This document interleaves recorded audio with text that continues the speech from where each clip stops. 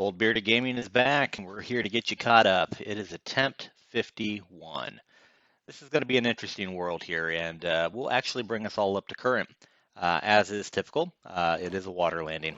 Yeah, come to just expect this is how the game is going to do you every single time. But it's not so bad. We've got some resources in sight. We make it to shore on this little castle here. We take it for what it's worth, a couple resources here and there. And we're going to dive down into this little underground bunker. I'm not even sure what this is, but there's a couple rooms in here. There's usually a few chests, something usually pretty decent, as well as quite a lot of these little glow lanterns, which are fantastic, especially in the absence of torches.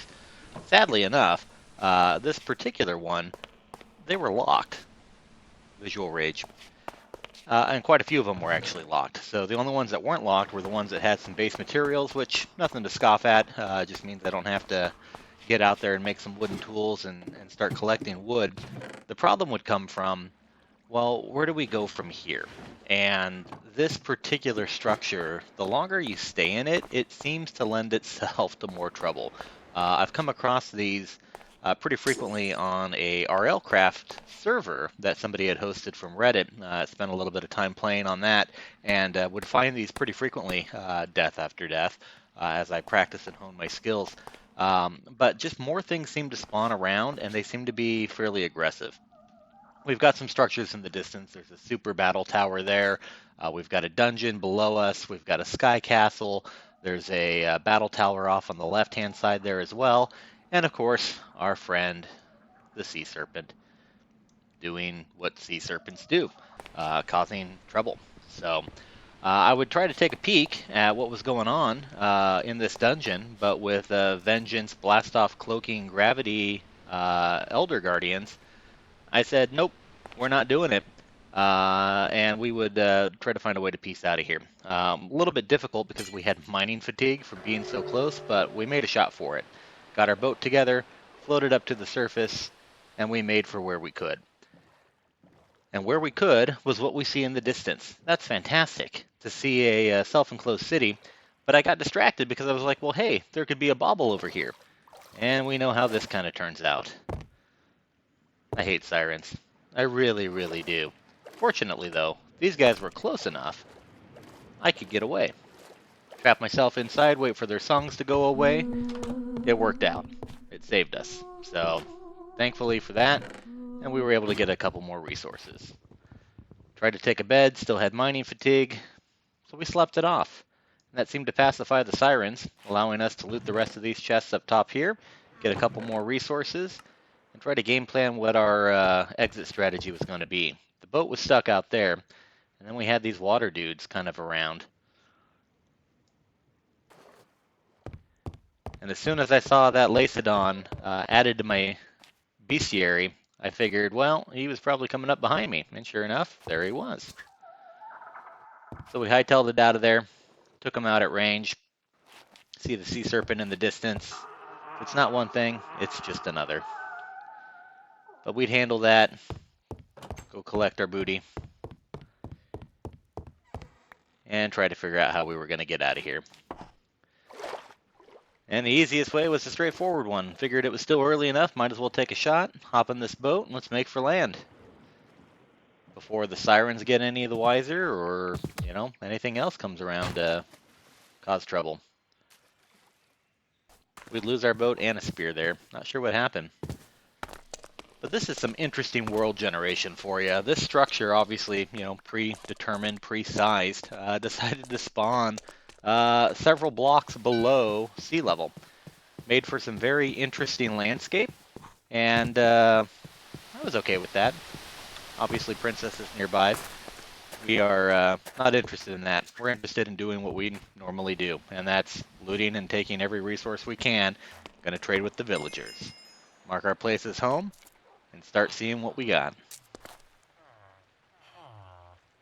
We would spend a really long period of time just farming resources, trading with these guys, getting some experience, getting some emeralds, systematically going building to building, checking each one of them for what chests they may have, what items they may have, and what the trades were, right? Obviously, fishermen, super easy to trade with when half the buildings here are made entirely out of wool. which was fantastic. Got us the emeralds we needed pretty quick, and we found a whole slew of librarians with really, really crappy trades, actually. So, unsheathing, I don't even know what that does. There was quite a bit of coal around, so we would spend some time leveling up the various toolsmiths to find some pretty decent enchantments on some iron tools. So, at relatively low cost in emeralds, yeah, we took advantage, and we were pretty geared up, to say the least. Advanced Thorns 3? You gotta be kidding me. That's fantastic.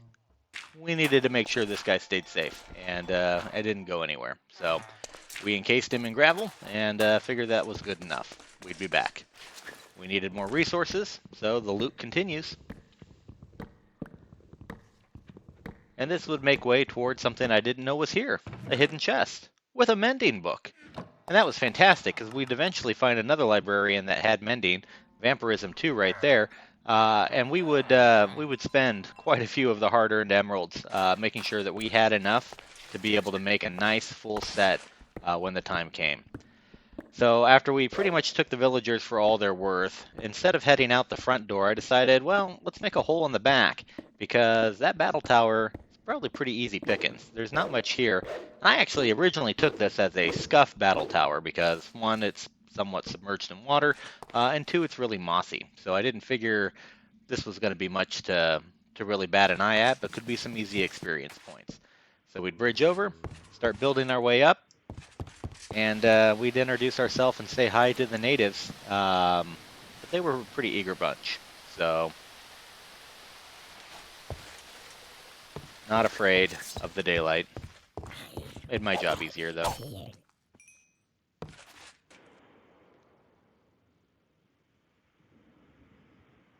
Another battle tower there in the distance.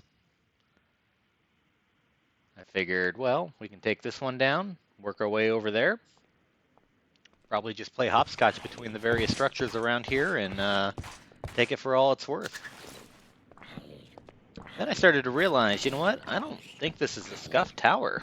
There's two spawners up here on the very top, which, if it's scuffed, that's usually not going to be the case. And the treasure chest was a double, so it wasn't even broken. I had high hopes for what this could potentially bring for us. Decided not to play it passive. We had a pretty decent mining pickaxe, so went right for it, cleared it off. Worked for me. As you can tell from the mini-map, though, there's definitely a lot of entities already pre-spawned, so we can't just rush down into the bottom floors to start breaking spawners. We were going to have to work our way down, which, again, was fine with me. We need the experience points, and hopefully we'd come across some spiders, so we could start working our way to getting some baubles. Right, we need the Bezoars, protect ourselves from poison, and get some of the buffs, and maybe we'd get lucky with some of those. What you're seeing here is my kind of go-to now, after playing with several different configurations of how to handle these battle towers. Putting a stake out to just keep everything from being able to crush and rush into it. Opening the top to be able to lure things over. When it's skeletons, we close that up, and we hit them from below, and then they just simply can't shoot us. And even if we have the bottom one open, it's too tall to allow even the little guys to come through, which is fantastic. And we put the stake out there to keep spiders from being able to come through. So then I had this brilliant idea. I said, well, we've got all these spiders that are kind of constantly climbing up the wall to make it difficult to get at from underneath. What if I just come over the top and put some trapdoors? Trapdoors allow sunlight to penetrate all the way through as if it were a completely clear block, meaning if I did this at the beginning entryway of every single floor that we work down, I'd have a way to be able to inflict fire on anything that was blocking the way whenever I wanted to, so long as it was daylight outside. So this actually ends up saving us quite a bit of time as we work our way through all of this, but the moral of the story was work smart, not harder. And we'd spent some time clearing out these floors systematically, luring them over, opening and closing the top one, just enough to aggro the skeletons and not let them get a shot off. Clean them up through the bottom, rinse, repeat. I decided I'm a huge fan of the halberd now. In some of the other attempts, we've played around with a few other different things, including the greatsword, which I do still have an affinity for. I love the greatsword. That sweep action is just nice. The problem is with RlCraft, there's just too many unique mobs that have status effects you just don't want to poke something at. And if you're doing a sweeping action, you're inevitably going to hit them when you don't want to. The halberd, single target, but has that reach and has really good damage for what it does. So I realized I'm not in a big hurry, so we can take our time with this. And for things that I don't want to poke a stick at, fire's the way to go.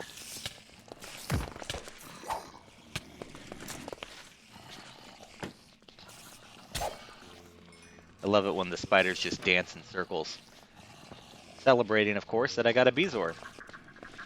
We'd also have an Ender Crown, which we'll talk a little bit more about that later, because everyone who's like, oh, the Ender Crown, it's not all that great, I tended to kind of agree. It's a bit of a pain and a hassle, especially when there's water around or it starts raining. But you get ambushed, you get surrounded. They tend to spawn pretty frequently, the Endermen, to come help, and they distract the aggressive mobs enough to allow you an opportunity for escape. And that will be coming up very shortly here, rest assured. We'd have more of these just kind of geeked out mobs with undesirable combinations of things. And our Bezoar collection would grow.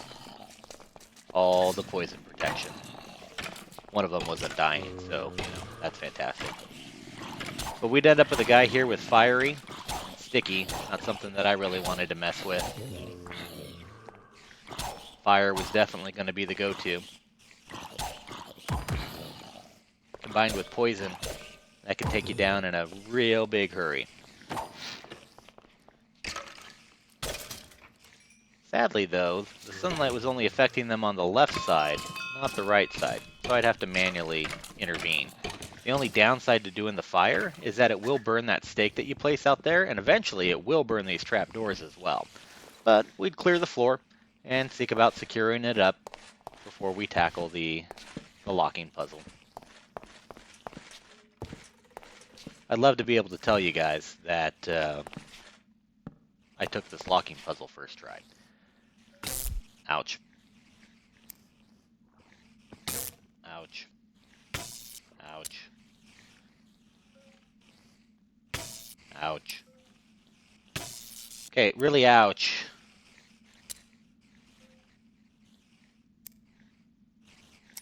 There we go. 50-50. First try. Okay, not first try. And pretty underwhelming loot. But treasure's treasure.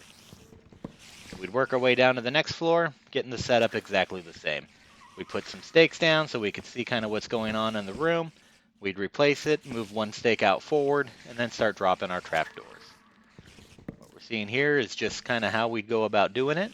As we come down the stairs, we block it off immediately with either blocks or fences, and then start replacing so that we can do it somewhat controlled. Got to shift, squat down to place one on top. Get our skylight going so we can burn all the way through if it were daytime, which it was not.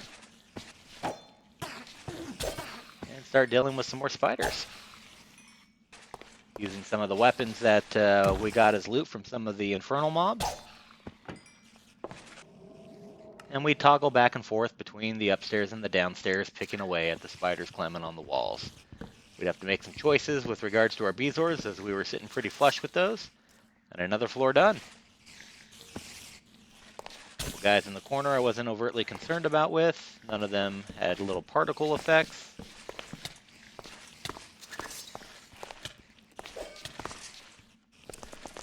But I tell you what, I miss the range of the halberd when I don't have it. That's for sure. Having to jump to hit these guys is a little ridiculous.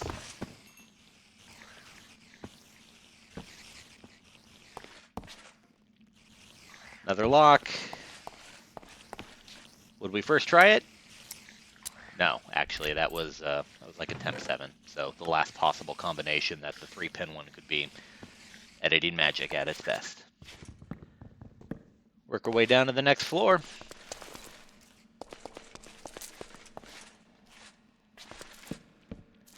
was getting ready to just rush into there, but I saw the infernal spider, and again, you just never know what you're going to get with those until you can get them to pop up and see just what sort of horrible, horrible enchantments they have.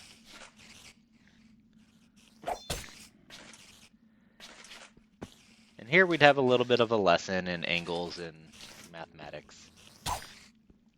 The hitboxes on these things are awkward anyways, and then you're trying to clip through an entity block that is only partially filling up the space from elevation to something that's on the wall. Just gets sticky.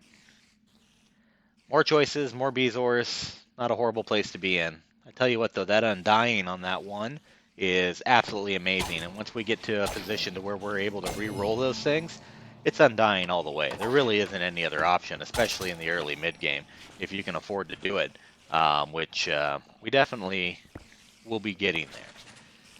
Now, I'd gotten these explosive arrows from doing a bounty inside of the town, and I was really itching to see what these could do. I've never used them.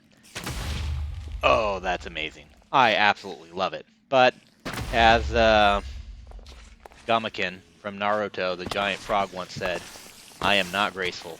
And we jumped right in here. And this is where the crown will come in handy. My Ender Bros to the rescue.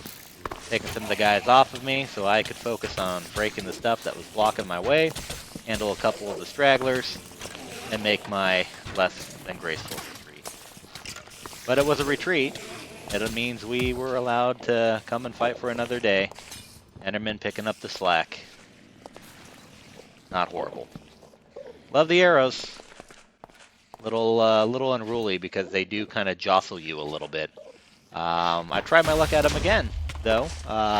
Didn't really see a way to handle the massive nest that was building up there. And I didn't even realize that they would take out some of the brick because they hadn't bloated up before. But definitely some of the cobble and some of the more solid stuff, eventually it would break through. So I decided against using the weapons of mass destruction, at least in tight quarters like this in the future, because it was just a lot of work to have to come back and repair everything to make sure that we stayed safe. Hole in the wall with the water would have to be addressed. There were definitely some things swimming outside there that I didn't want any part of that could have easily sucked me out if they so decided to do so. But lessons learned. Save those for another time and another place, but we will be coming back to them. I need to make a mental note to look up to see if that's something that we can craft. I think it is. Would not be horrible to get more of those for sure.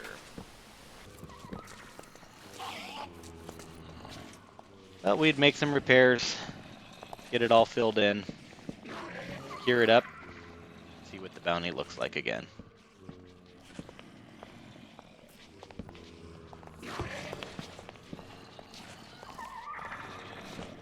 For those wondering why I like to plug the holes in the bottom, it's not for me to fall through, it's because if there's skeletons, they can shoot up through those with amazing accuracy, and it's a bad time for everybody when that starts happening. So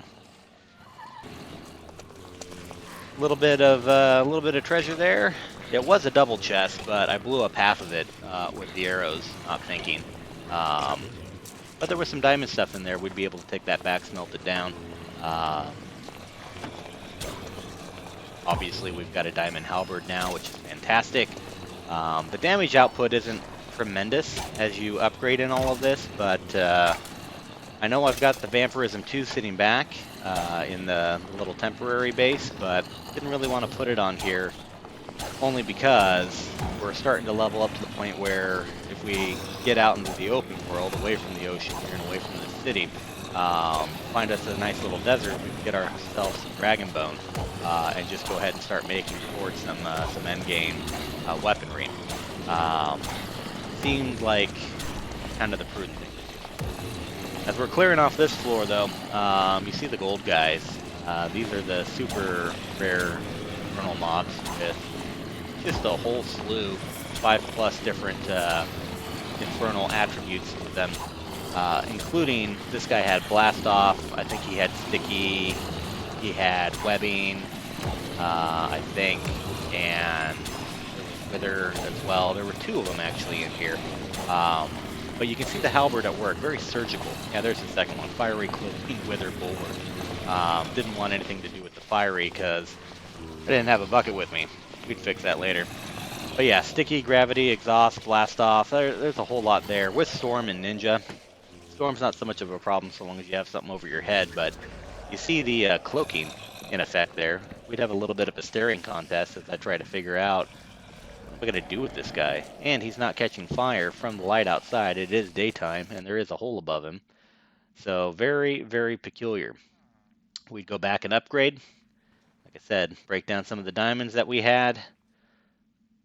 Nothing special, no real attributes or quality. But we'd come back, set on handling the dude with the fiery, get a bucket of water. Only to find out he's not here. I don't know where he went. He must have fallen down through one of the holes, which is, again, fine with me. So we'd set about securing everything.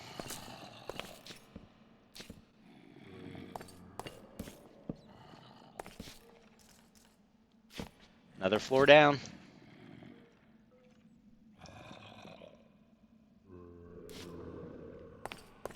This time, treasure? Oh, fantastic. Anytime I see these heart containers, just makes me smile. Visual joy.